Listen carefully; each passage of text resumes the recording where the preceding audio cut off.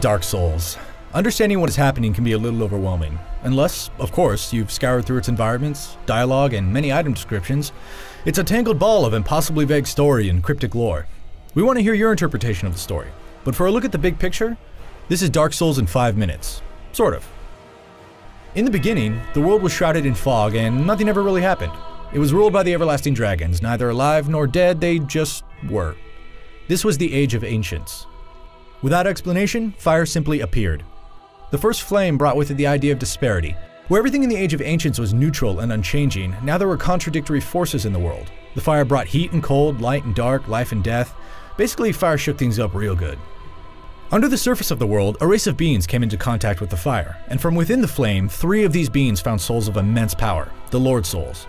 There was Nito, the first of the dead, who claimed the soul of death, the Witch of Izalith and her daughters of Chaos, who claimed the soul of life, and Gwyn, the appropriately named Lord of Sunlight, who claimed the soul of light. A 4th soul, the Dark Soul, was discovered afterwards by the furtive pygmy, the ancestor of mankind, who took it and hid it away, keeping it secret. With these souls, the lords rose up to challenge the everlasting dragons. They fought until one of the dragons, Seath, betrayed his own kind. He revealed to the lords the dragon scales were the source of their immortality. With this knowledge, the lords were able to win the war, ending the Age of Ancients and ushering in the Age of Fire. And things were generally pretty good, for a time. The most important rule of the Dark Souls story is every beginning eventually has to have an end. Every fire that's set will eventually burn out, meaning the fire that kicked off the whole shebang starts to fade. As the fire faded, Gwyn witnessed the dwindling of the light.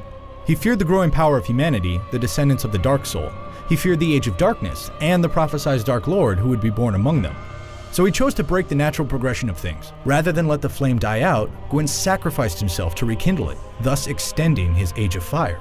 This took a terrible toll on humanity, and likely brought about the undead curse. The curse afflicted the dead with the dark sign, the burning mark that implies they're doomed to eventually go hollow, turning into mindless, wandering husks. And that's where you come in. In the original Dark Souls, the cycle is ending again. The fire is dwindling, and you're the chosen undead. You must fight your way through the shriveled husk of Gwyn's kingdom of Lordran, killing hollowed undead, Gwyn's army of knights, and hideous beasts and demons by the score.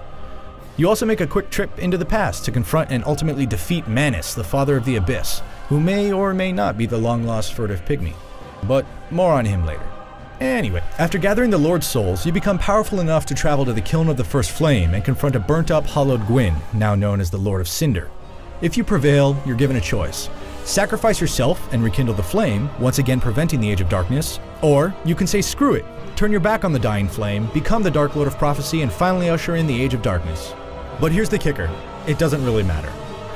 Because if you rekindle the flame, it's only a temporary solution, as the fire will just start to dwindle again. This ultimately signals the return of the undead curse and repeats the cycle. If you turn your back on the fire, ushering in the Age of Darkness, the ashen embers will smolder, eventually reigniting when a new chosen undead rekindles the flame. This restarts the cycle in which the flame will eventually begin to dwindle again, and so on and so forth forever and ever and ever and ever. In any case, enter Dark Souls 2! It's suggested thousands of years have passed, and many kingdoms have risen and fallen since your showdown with Gwyn in Dark Souls. One of those kingdoms, Drang Lake, was ruled by King Vendrick, who crushed the dragons residing there before erecting his kingdom. One day, a woman named Nishandra arrived from a far-off land. She warned him about the threat of giants across the ocean. Vendrick made Nishandra his queen, and she convinced him to head over there, conquer the giants, and steal a treasured prize from them. He returned victorious, prize in hand, and things were generally pretty good. For a time. Soon after his return, the undead curse began to spread, though no one knew what it was at the time. People began to go hollow, and the king and his followers began to hunt down the undead and purge them, while looking for a way to cleanse the curse. Vendrick soon realized that the only cure for the undead curse meant ascending the throne of Want. He comes to the conclusion that Queen Nishandra was a real bad egg, manipulating him all along in order to get close to the throne. The king said nope, decided he didn't want any of that mess, and sealed the throne behind several barriers the queen couldn't penetrate. He then retreated to his crypt where he eventually went hollow, and it's all really sad. Meanwhile, the giants returned, supremely pissed off about the theft of their precious prize. They invade Drang Lake, and the ensuing war lasts for generations, leaving it in the broken, sorry state in which you find it. As the new chosen undead, you fight your way to Drang Lake and meet the helpful Queen Nishandra, who befriends you, gives you advice, and generally points you in the right direction. Little do you know that the queen is, surprise, manipulating you into breaking all the barriers to the throne of Want, so she can get all up in there. Brave undead. You have proven yourself to me. Turns out she's actually the human form of a small fragment of the soul of Manus, remember him? Which was shattered when the chosen undead defeated him in Dark Souls. But it's okay. because all those trials and tribulations on the way to actually opening the throne have made you strong enough to defeat her, which you do. She dies and you're free to take the throne, or not. Either way, it probably doesn't matter, because all beginnings eventually end and all endings are followed by a new beginning. But that's for another time.